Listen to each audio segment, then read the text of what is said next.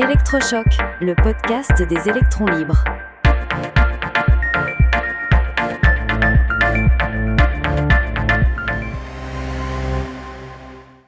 Électroscope 3, le plus long tunnel sous-marin, une révolution dans la détection du cancer et l'IA au chevet de la planète. Aujourd'hui, nous allons explorer des avancées qui redéfinissent notre futur, de la santé à l'écologie, en passant par les grands projets d'infrastructure. Salut Max, salut à tous. Et on commence très fort avec une nouvelle qui pourrait changer la donne dans la lutte contre le cancer. Imagine un simple test sanguin capable de détecter plus de 50 types de cancers bien avant l'apparition des premiers symptômes. C'est vertigineux. On parle du test Gallery et les derniers résultats de l'étude Pathfinder 2 sont vraiment impressionnants. Sur 35 000 personnes de plus de 50 ans, l'ajout de ce test au dépistage classique a permis de multiplier par 7 le nombre de cancers détectés en un an. Exactement.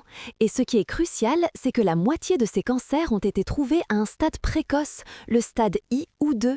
C'est le moment où les traitements sont les plus efficaces, où l'on peut vraiment parler de guérison. C'est ça qui est révolutionnaire. On ne parle plus seulement de traiter, mais d'anticiper, surtout pour les cancers dits silencieux, comme celui du pancréas ou des ovaires, pour lesquels on n'a aucun moyen de dépistage aujourd'hui. Absolument.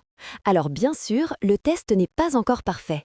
Il y a un risque de faux négatif et il n'est pas encore approuvé partout ni remboursé. Il coûte d'ailleurs autour de 950 $. Mais la voie est tracée. On se dirige vers un avenir où un cancer pourrait devenir une simple alerte traitée à temps. C'est un espoir immense. Et en parlant de technologie qui change la vie, on a une autre avancée, cette fois dans le domaine de la thérapie génique. C'est l'histoire d'enfants nés sans système immunitaire, ce qu'on appelle l'ADA-SCID. Oui, le moindre rhume peut leur être fatal. Ils vivent dans un isolement total. C'est une situation terrible. Mais une nouvelle thérapie est en train de tout changer. C'est presque un miracle de la science. Les médecins corrigent les propres cellules souches de l'enfant pour qu'elles produisent l'enzyme qui leur manque. Et les résultats sont là. 59 enfants ont déjà bénéficié de ce traitement. Et ça fonctionne sur le long terme. Certains des premiers patients, comme la jeune Eliana, sont suivis depuis plus de 10 ans. Aujourd'hui, elle a 11 ans, elle va à l'école, elle court, elle vit une vie normale. C'est une guérison stable, sans complications.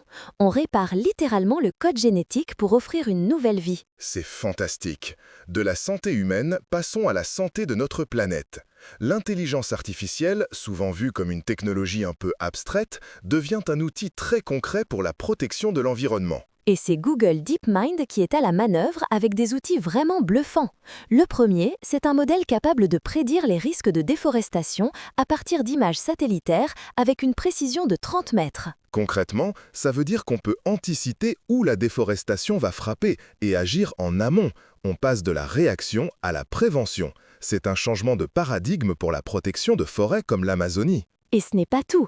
Ils ont aussi développé un outil Perche 2.0 qui est une sorte d'oreille bionique pour la nature.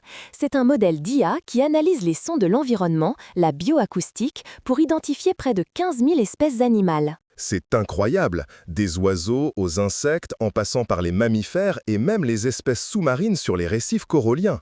Pour les écologues, c'est un allié formidable pour suivre les populations menacées sans même les déranger. On écoute la planète pour mieux la protéger. C'est exactement ça. Et la plupart de ces outils sont open source, ce qui signifie que la communauté scientifique mondiale peut s'en emparer. C'est une vision très collaborative et optimiste de l'écologie de demain.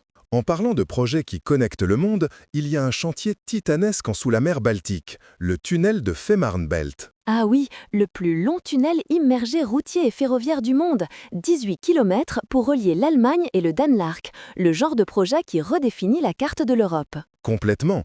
Aujourd'hui, il faut 5 heures pour faire Hambourg-Copenhague en incluant le ferry. Avec ce tunnel, on passera à 2h30. C'est un gain de temps colossal, que ce soit pour les voyageurs ou pour le transport de marchandises. La technique est fascinante. Il ne creuse pas sous le fond marin, il pose d'immenses caissons en béton préfabriqués de 73 000 tonnes chacun, dans une tranchée au fond de la mer. C'est un chantier pharaonique.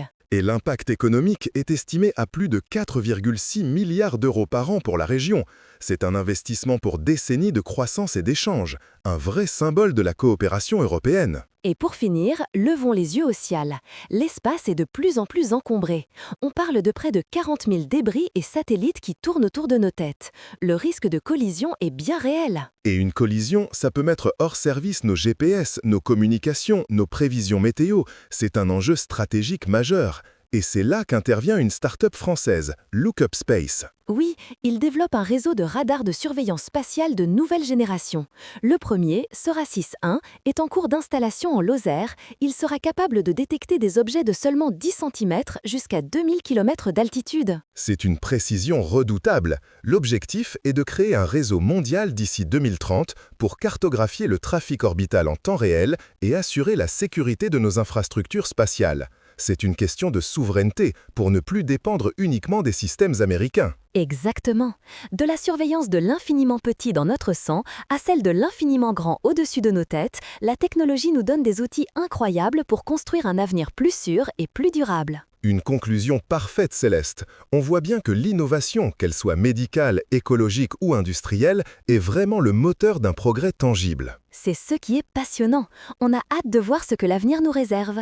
Merci de nous avoir écoutés. Merci à tous et à très bientôt pour un nouvel épisode d'Electroscope. Soutenez les électrons libres. Abonnez-vous sur lel.media.